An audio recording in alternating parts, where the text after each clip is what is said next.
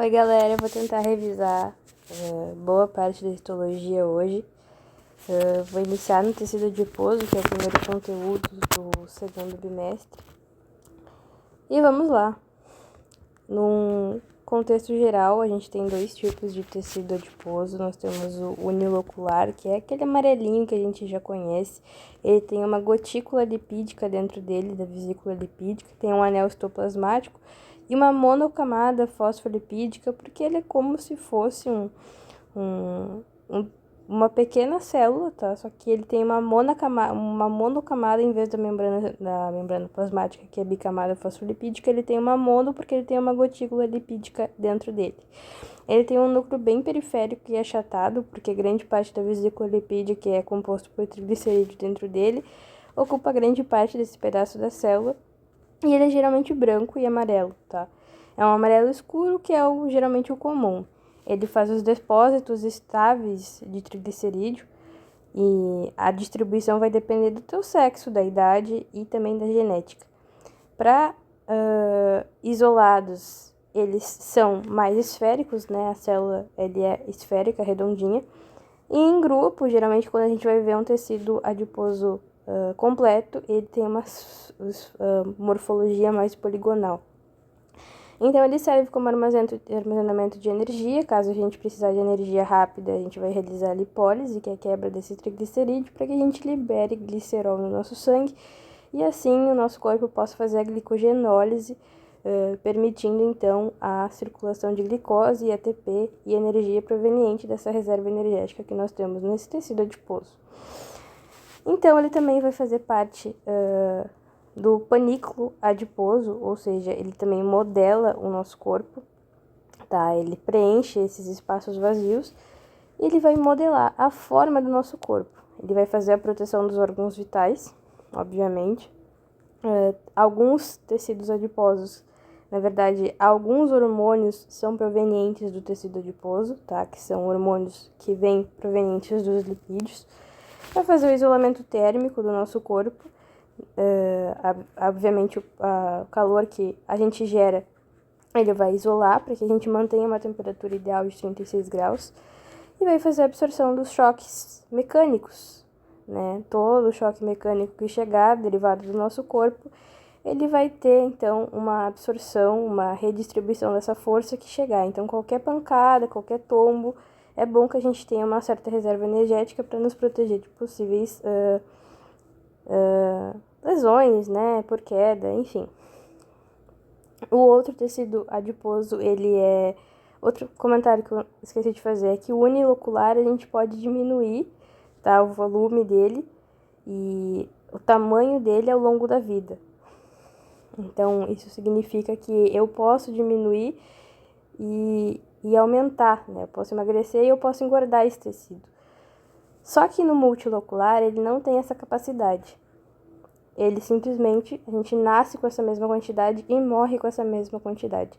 Ele é pardo ou vermelho, ele tem múltiplas gotículas lipídicas, então aqui, essa única gotícula lipídica grande, no multilocular são pequenas gotículas lipídicas em muitas mitocôndrias, tá?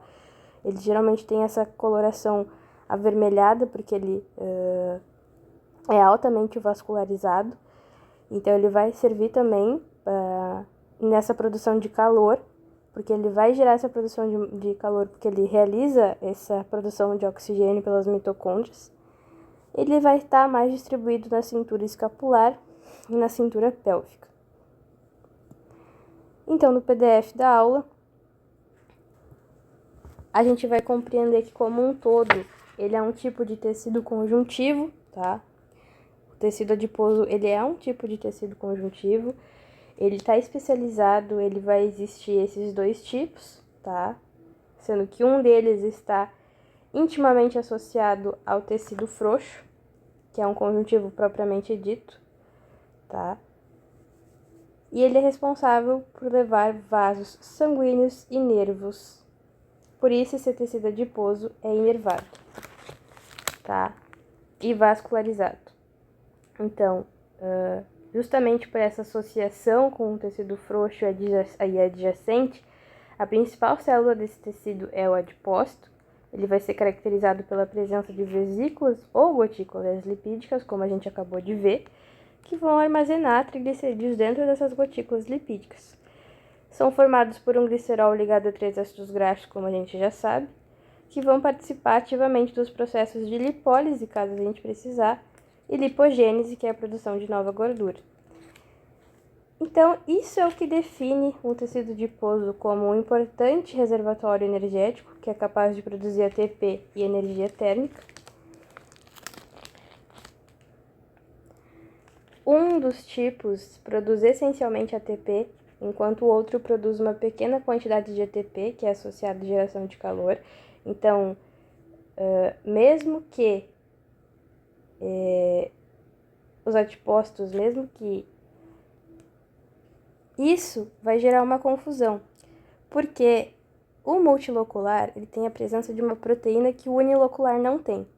Então, o tecido adiposo multilocular, que é esse pardo aqui, que é altamente vascularizado, ele produz menos ATP, mesmo que ele tenha mais quantidade de mitocôndrias do que o unilocular, porque as mitocôndrias dele são desacopladas por uma proteína que se chama termogenina, e em vez de ele produzir ATP a partir da energia dos alimentos, a célula vai redirecionar esse processo para gerar calor, que é a termogênese. Então, todo o ATP que ele produz, ele vai gastar para produzir calor. Enquanto o unilocular armazena energia e produz ATP normalmente, o que vai fazer com que, mesmo com menos mitocôndria, ele produza ATP de uma forma, né, mais utilizável, onde o corpo possa utilizar através da lipólise. Então, o unilocular, ele apresenta uma única vesícula lipídica, que tem menos quantidade de mitocôndrias, menos vascularizado, tem a coloração de amarelo ou branco, produz ATP, e ele é dependente e variável conforme a nossa dieta. Então, a quantidade desse tecido ele pode ser modificado por meio da alimentação, com o aumento da redução ou tamanho celular, tá? E ele é conforme o indivíduo engorda ou emagrece, ele pode modificar. Os adipócitos dele vão apresentar um núcleo alongado, periférico, no unilocular, e ele vai ser comprimido pela gotícula lipídica, restando apenas um fino anel de citoplasma ao redor dele. Já esse tecido, então, ele vai se distribuir por todo o corpo, porque ele vai modelar, e a distribuição da gordura, como eu já falei, são fatores genéticos de sexo e idade, e ele é importante, por exemplo, para a proteção dos nossos ovários, como na pochete, do útero durante a gestação e das mamas. Além disso, ele também vai realizar a síntese de ATP por meio da ATP sintase presente nas mitocôndrias dele. O unilocular, então, ele vai modelar e dar forma ao corpo, promove o preenchimento dos espaços, compondo o panículo adiposo, que é o que vai dar forma ao nosso corpo, e quanto maior a quantidade desse tecido adiposo, menor a presença de tecido conjuntivo frouxo de preenchimento, ou seja, acoplado a ele, a todo o tecido adiposo, sempre tem um conjuntivo frouxo subjacente. E aí vai variar, quanto mais magro, mais tecido adiposo frouxo, quer dizer, mais tecido conjuntivo frouxo, quanto mais gordo, menos tecido adiposo, menos tecido conjuntivo frouxo, ou seja, a gente sabe que quanto mais gordinho, mais volume celular do tecido adiposo tem, então a camada de tecido conjuntivo frouxo fica mais fina. Quanto mais magro, diminui então o volume do tecido adiposo e aí aumenta a quantidade de tecido conjuntivo do tipo frouxo. Então, aí a gente tem essas diferenças nesse papel de preenchimento, dependendo então da gordura do indivíduo. Outra função importante desse tecido, como eu já falei, é a absorção dos impactos, porque ele vai atuar nos coxins. Os coxins são os amortecedores que a gente tem nas nossas mãos, nos nossos pés, tá? São como as estruturas que tem na patinha do gato, que é aquele tecido adiposo, que também possui atividade de reduzir os impactos mecânicos, tá? O tecido adiposo ele também possui uma atividade secretora, tá? Ele libera fatores de crescimento e hormônios em indivíduos, tá? Nos indivíduos que têm excesso de gordura, a produção aumentada de fatores pré-inflamatórios, porque o tecido adiposo ele faz isso. Quando a gente tem uma inflamação, ele libera a informação para que aquele lugar tenha que inflamar, para que aqueles agentes do sistema imunológico vão até ali ver o que está acontecendo naquela inflamação. Quem faz esse aviso são componentes do tecido adiposo. Enquanto em indivíduos muito magros, há menor resistência a processos inflamatórios, por exemplo. A quantidade insuficiente de tecido adiposo em determinadas fases da vida pode comprometer a produção de hormônios, que vai levar à alteração dos eixos hormonais e até a ausência da menstruação, por acaso, já que não há produção adequada de hormônios relacionados ao desenvolvimento sexual na fase de crescimento. Então, todos os hormônios provenientes ao crescimento na fase de desenvolvimento também vêm do tecido adiposo. E o multilocular, de novo, que são essas múltiplas vesículas lipídicas aqui que ele tem, que eu vou apontar com o cursor, tem uma maior quantidade de mitocôndrias e uma maior vascularização. Ele é classificado como marrom ou pardo devido à presença de citocromos, que estão nas mitocôndrias, que estão envolvidos em processos oxidativos. E esse tecido já está presente desde o nascimento em uma quantidade relativamente fixa, que não vai ter uma variação significativa de número de células ao longo da vida. Então, não é dependente da nossa dieta. Os adipócitos dele possuem um núcleo esférico bem central, tá? Uma vez que eles não podem sofrer a mesma compreensão observada no tecido unilocular pela gotícula lipídica, ele vai se localizar principalmente em regiões da cintura escapular e da cintura pélvica, que vai exercer uma função essencial na termogênese, tá? Ou na geração de calor.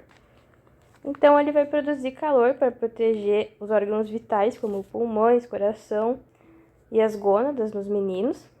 E apesar de possuir muitas mitocôndrias, mais do que um único locular, ele ainda assim produz menos ATP, porque a energia gerada por ele é dissipada em forma de calor por meio da ação da termogenina, que a gente vai chamar de UCP1. Mas isso não faz muita diferença. Essa termogenina faz com que esse ATP se transforme em calor ao invés de ser armazenado como energia química para a geração de ATP posteriormente. Então, não há possibilidade de transformar unilocular para multilocular. Já foi um estudo, tá? Para ver se conseguiriam transformar esse tipo de gordura, mas não tem, tá? Porque eles são distintos e especializados. As extremidades são mais frias porque existem diferenças enzimáticas nesses tecidos, tá? Então não tem como derivar essa diferença. E o tecido adiposo é isolante de calor, tá? Ele não na verdade, ele produz calor, o multilocular, mas ele, em sua função, na sua função unilocular, ele é isolante térmico e na sua função multilocular, ele produz este calor para que o unilocular isole. Ou seja, é de fácil entendimento compreender que o multilocular é mais interno do que o unilocular, que é mais externo.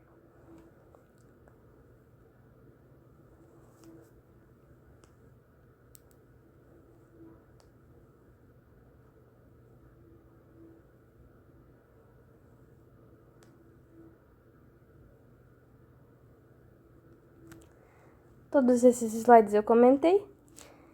A liberação de norepinefrina nas terminações nervosas, estimulação do tecido adiposo multilocular, aceleração da lipólise e oxidação dos ácidos graxos celulares, produção de calor e pouco ATP e aquecimento sanguíneo são outras das tarefas realizadas pelo tecido adiposo multilocular.